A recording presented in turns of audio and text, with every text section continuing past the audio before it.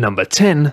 Maison d'Amitié, Palm Beach, for $95 million.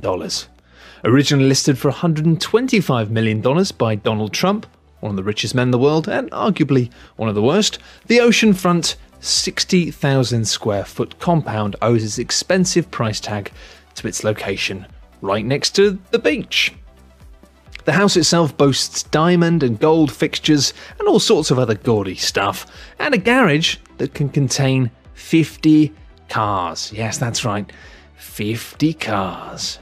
Number 9, Mountain Home Road, California, $117.5 million. Bought for $117.5 million, this property does include a 9,000 square foot house, a 1,117 square foot pool house, formal gardens, a tennis court, a retreat building, and obviously a detached library, just in case you ever run out of books. Number 8, Xanadu 2.0, Seattle, for just $120.5 million.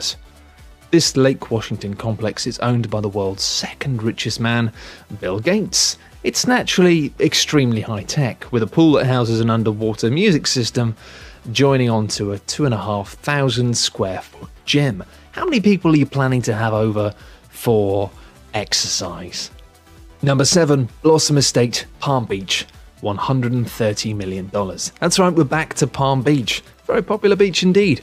This property was purchased for nearly $130 million by hedge fund mogul Ken Griffin, when he put pen to paper on 4 side-by-side properties totaling 8 acres along the ocean. That's a lot of buildings. Number 6, Kensington Palace Gardens in London, $140 million. Finally, an expensive property that I can feasibly walk past.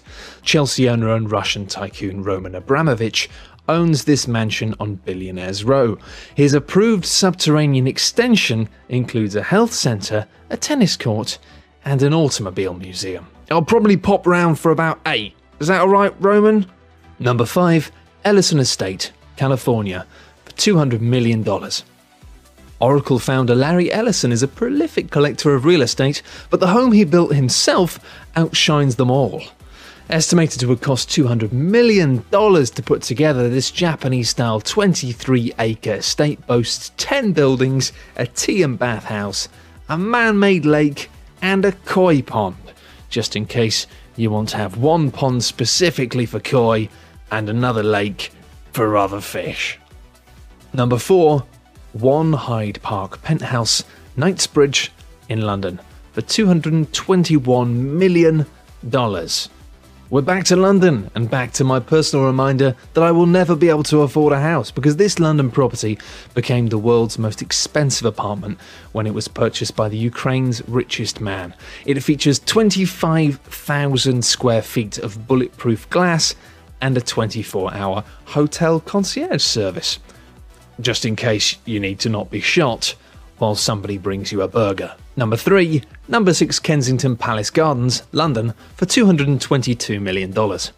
One of the world's richest individuals, Lakshmi Mittal, apparently owns 3 properties on the guarded street known as Billionaires Row, including a neo-Georgian mansion. Oh, so it's a guarded street, is it? Well, that means I can't pop round to visit.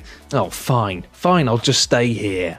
Number 2, Villa Leopolda, Côte d'Azur, France, $750 million. King Leopold II is said to have built a series of homes for his many mistresses. Well, I suppose he might have been a bad man, but in some ways he was also a nice one. The waterside 20-acre estate is now Europe's most expensive home, with a Russian billionaire attempting to buy it, but eventually pulling out, but costing him a €50 million deposit in the process. Number 1, Antilia, Mumbai, India, $1 billion. No, we're not Dr. Evil, and this isn't a joke. The most expensive home in history goes to a 27-story tower in Mumbai that belongs to petrochemical giant Mukesh Ambani. The compound boasts 400,000 square feet of interior living space, a 50-seat cinema, 6 floors of parking, and 3 helipads.